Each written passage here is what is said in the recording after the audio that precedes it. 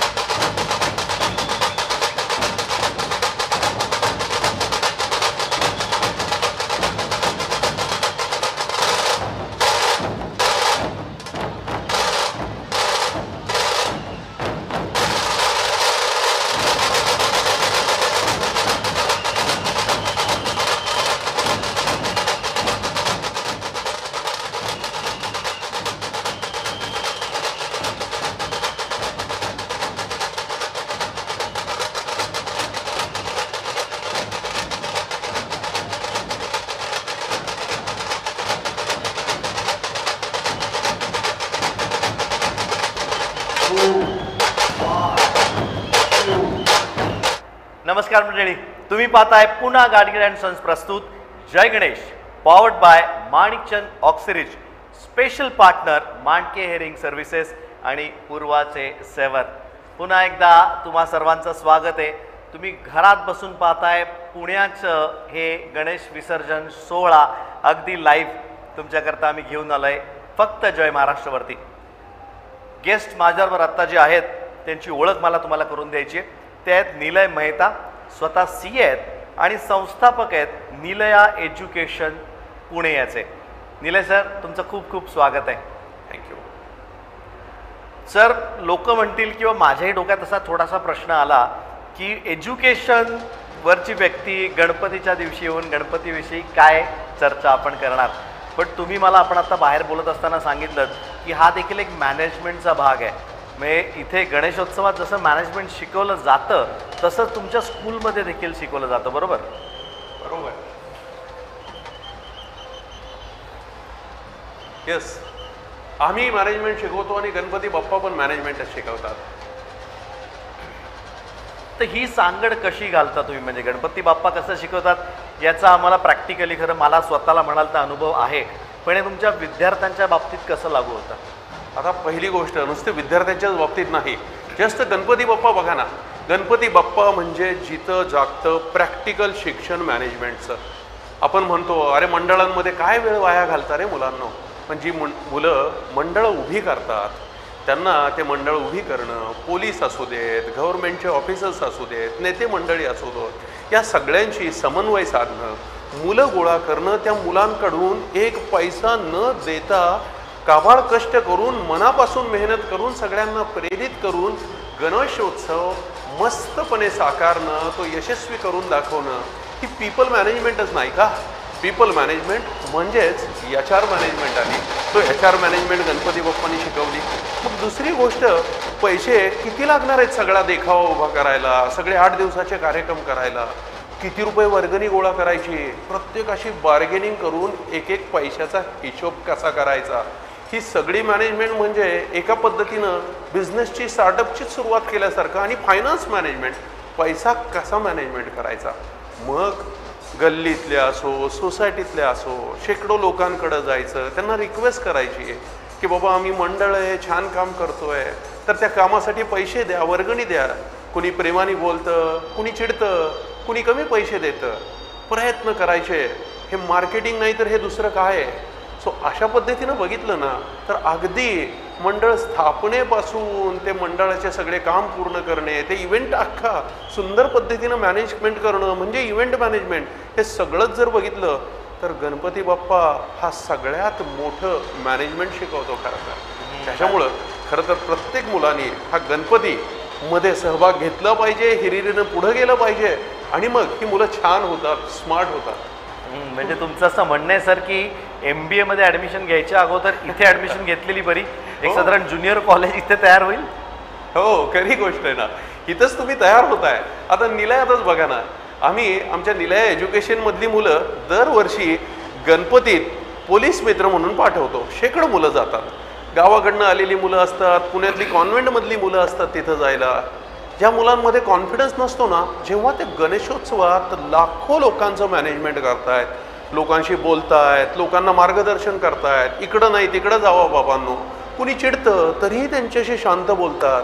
अहो, त्यांचं communication develop होतं सर, त्यांच्यात कॉन्फिडन्स डेव्हलप होतो, की मुलं स्मार्ट बनतात.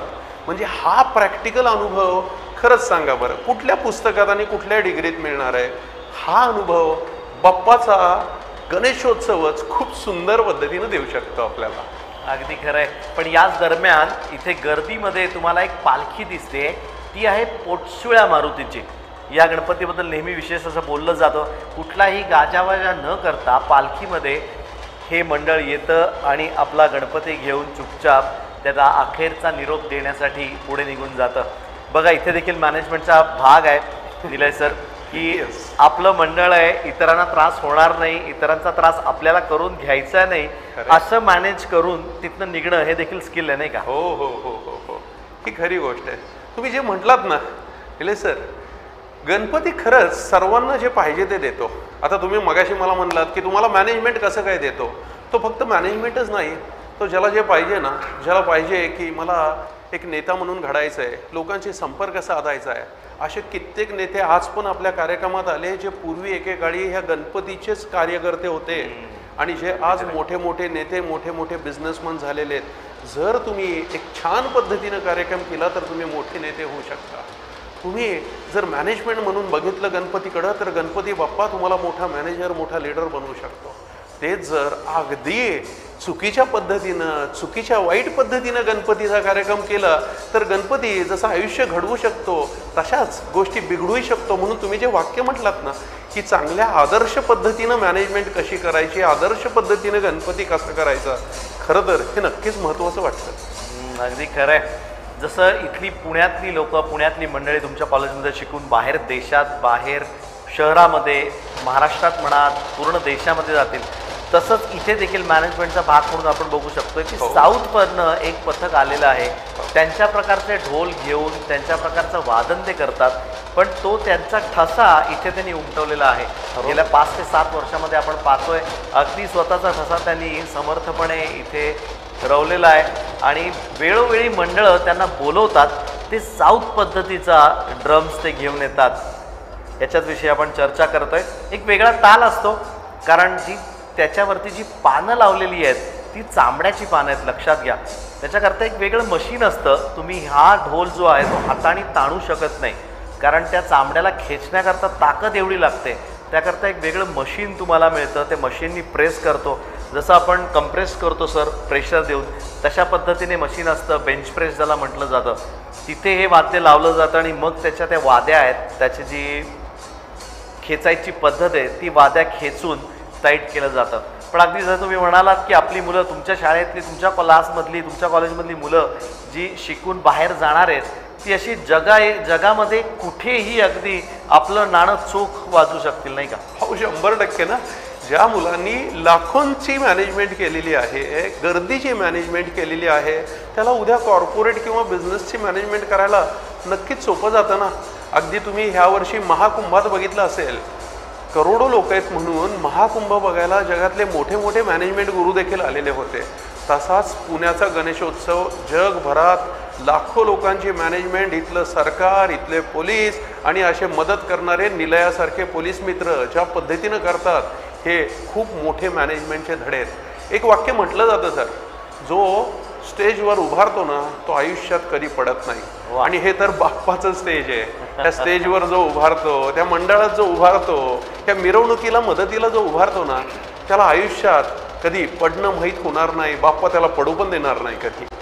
वा, अगदी खरं आहे. जसं इथे आता ह्या गणेश रूपी छोट्या भक्ताला इथे ही लोक पडू देत नाही आहेत, ढोलावरती जसं उभं राहिला आहे तसंच अगदी तुम्ही योग्य सांगितलं की बाप्पा तुमच्या पाठीशी जर असला तर तुम्हाला कुठेच हार मानायची गरज नाही आहे. कधी तुम्ही आयुष्यात कुठेही पडू शकणार नाही. अतिशय योग्य उदाहरण दिलं. पण तुम्ही सातत्याने बोलताय ते निलय पोलीस मित्रांसंदर्भात, त्याच्याविषयी थोडं आम्हाला अधिक सांगा ना. निलय दरवर्षी मुलांना प्रोत्साहन देतं की बाबांनो पोलीस मित्र म्हणून जावा. एक तर पहिली गोष्ट सामाजिक भूमिका आपण पूर्ण करू शकू. एवढा मोठा उत्सव येतोय, अख्ख्या महाराष्ट्रातून लाखो मुलं होते, तर आपली एक सामाजिक जबाबदारी की चला पोलिसांना थोडीशी मदत होईल आपली, पण ही पहिली गोष्ट झाली. आणि त्यातनं दुसरी गोष्ट साध्य होतीये, मुलं मॅनेजमेंट छान शिकतायत. म्हणजे दरवर्षीचा अनुभव ही 10 दिवसांची सेवा दिल्यानंतर, पोलीस मित्र म्हणून काम केल्यानंतर मुलं येऊन शेअर करतात, सर आम्हाला खूप फायदा झाला, आज कॉन्फिडन्स एवढा वाढला आहे, कुणाशी पोलीस ऑफिसर भेटले, राजकीय नेते भेटले, लाखो माणसं भेटली, कुणाशी आम्ही कॉन्फिडंटली बोलू शकतो. आणि जेव्हा ही मुलं उद्या इंटरव्ह्यूला पण जातात ना सर, तिथंही तुमच्या लाईफमधल्या अचिव्हमेंटमध्ये जेव्हा ते सर्टिफिकेट दाखवतात पोलिसांकडून मिळालेलं, किंवा मी 10 दिवस मॅनेजमेंट केली अख्ख्या गणेशोत्सवाची हे सांगतात, तेव्हा कंपन्या पण ह्यांच्यावरती चांगल्याच पद्धतीने फिदा होऊयात म्हणतात आणि त्यांना प्रेफरन्स देतात मॅनेजमेंटमध्ये. तर हा फरक पडतो. म्हणून दरवर्षी निलयाची शेकडो मुलं अगदी प्रामाणिकपणे पोलीस मित्र म्हणून कार्यरत असतात. अगदी खरं आहे. इथे नायडू गणेशाचं आगमन हे गणपती चौकाच्या दिशेने होताना दिसतंय.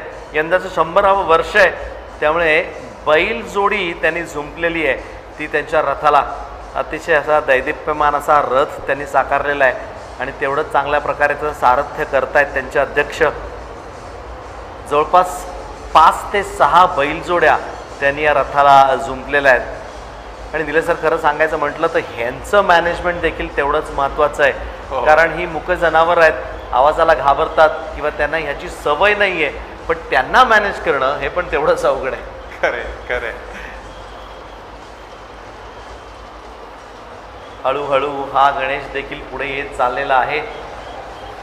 पण पाहतोय गणपती चौकापर्यंत जवळपास तो पोचलेला आहे. पुढे 3 पथकं देखील आहेत. अधिमाया आहे, गरवारे प्रशाला आहे आणि अजून एक पथक आहे.